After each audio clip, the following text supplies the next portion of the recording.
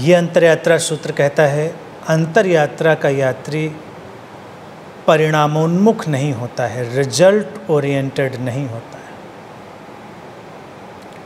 ये सूत्र वही बात कह रहा है जो भगवान कृष्ण गीता में कहते हैं, कर्मण्येवाधिकारस्ते मा फलेषु कदाचन। यानी कि कर्म करने की आज़ादी है और फल की कोई भी इच्छा व्यर्थ है, उसकी आवश्यकता नहीं है। परिणामोन्मुख यानी रिजल्ट ओरिएंटेड होने की ज़रूरत नहीं है। जो कर्म तुम्हारे माध्यम से घटेंगे उसी के अनुसार फल पैदा होगा, उसी के अनुसार परिणाम आएंगे। और जो परिणाम है, रिजल्ट है, वो इतनी चीज़ों पर निर्भर है, इतने कारकों पर, इतने फैक्टर्स पर डिपेंड करता है कि अगर तुम उनकी अपेक्षा करते हो, उनको एक्सपेक्ट करते हो, तो तुम्हें परेशानी में ही पड़ना होगा। अगर कोई सीधी सीधी गणित होती है कि तुम ऐसा करोगे तो ऐसा ही होगा, तब तो कोई अड़चन नहीं है। लेकिन जीवन को अगर हम गौर से देखें तो जीवन इतना विचित्र है कि जीवन में कभी भी ठीक गणित नहीं बैठती है।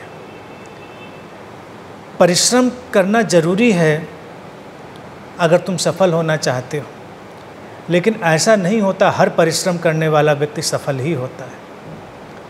और अगर सफलता आती भी है तो उस पैमाने से आती है, उस मानदंड से आती है जैसा व्यक्ति मान के चल रहा था, ऐसा भी नहीं है। ऐसा इसलिए होता है क्योंकि जो परिणाम है वो समग्रता पर निर्भर करता है, टोटलिटी पर निर्भर करता है, वो अस्तित्व पर निर्भर करता है, या कहें परमात्मा पर निर्भर करता है। तो जब वो हम तक लौटेगा, हमारे कृत्यों के माध्यम से जो गया हुआ घटनाक्रम है, परिणाम के रूप में जब लौटेगा हम तक, तो उसमें बहुत सारी नई चीज़ें हो सकती हैं, बहुत सारी अनएक्सपेक्टेड बातें हो सकती हैं। जैसी भी हैं उनको हमें स्वीकार करके शांति से जीना होता है।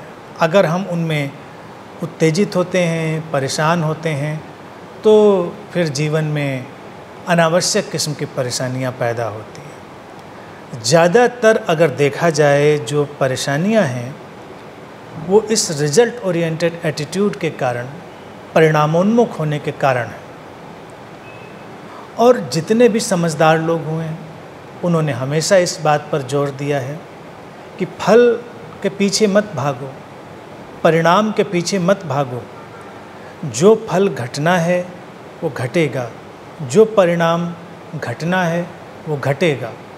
अभी के क्षण में तुम्हारी पूरी बुद्धि, तुम्हारी प्रतिभा, तुम्हारी क्षमता तुमको जो कुछ भी कहती है कि ये ठीक है और तुम उसको ठीक करने में सक्षम हो, उसको तुम बस होने दो, उसको करो। लेकिन उससे ज़्यादा की गुंजाइश नहीं है।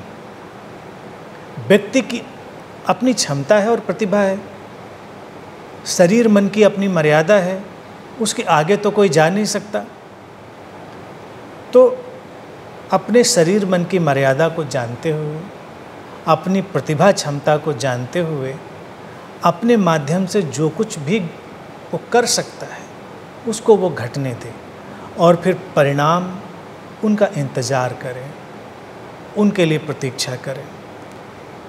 कई बार मैंने देखा है, अगर तुम देखो कितना रोचक सा, अजीब सा उदाहरण है। कोई स्टूडेंट है, वो गया अपनी परीक्षा देने, विद्यार्थी, और अपने प्रश्न पत्र में लिख आया जो कुछ भी उसको पता था, ज्ञान था उसका, जो उसकी प्रतिभा क्षमता थी, उसने उसको उसमें लिख दिया अपनी उत्तर पुस्तिका में। अब जब वो लिख चुका है तो उसके माध्यम से जो होना था वो बिल्कुल ख़त्म हो चुका है। अब तो बेहतर यह है कि वो इंतज़ार करे, लेकिन उसके बाद फिर वो पूजा प्रार्थना भी शुरू करता है। वो कई टोने टोटके भी आजमाने लगता है। मैं विश्वविद्यालय में था तो मैंने बड़े नज़दीक से देखा, और मैं अक्सर अपने मित्रों से कहता था कि भाई अब तो जो होना था हो चुका, तुम्हें जो लिखना था तुम लिख चुके, अब तो जो रिज़ल्ट आएगा सो आएगा, उस पर तुम कुछ नहीं कर सकते। और फिर एक तो बात ये हुई कि तुम्हारा जो काम था वो पूरा हुआ, वो रिज़ल्ट उसके आधार पर आएगा, लेकिन रिज़ल्ट और भी तमाम फैक्टर्स पे आ सकता है।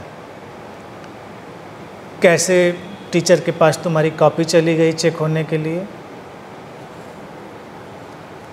और कभी कभी ऐसा भी होता है जिससे इनकार नहीं किया जा सकता है कि जब तुम्हारी वो कॉपी चेक कर रहा है उसका मूड क्या है।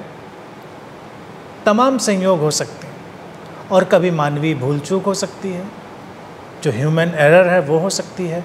तो कुल मिलाकर जब तुम्हारे पास परिणाम आएगा तो तुम सोच भी नहीं सकते कि ये परिणाम कैसे आया है, क्यों आया है, लेकिन उसका जो बेसिक फंडामेंटल जो ढंग था वो था कि तुम जो कर सकते थे तुमने किया। इसी को कहते कर्मण्येवाधिकार। तुम्हारे अधिकार में जो कुछ तुम्हें समझ में आ रहा था वो तुमने किया, वो तुमने होने दिया। उसके बाद तो शांत बैठना ही उचित है। इसीलिए जीवन क्षण प्रतिक्षण चलता है।